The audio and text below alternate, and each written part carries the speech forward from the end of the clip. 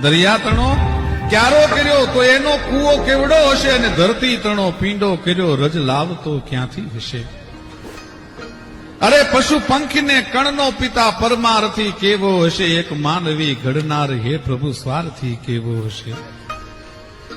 કહે કાગ સર્જક સર્પનો કેવો કઠિન ઝેરી હશે, અને સુગંધી પવન લહેરાવનાર એ મારો હરી કેવો લહેરી હશે.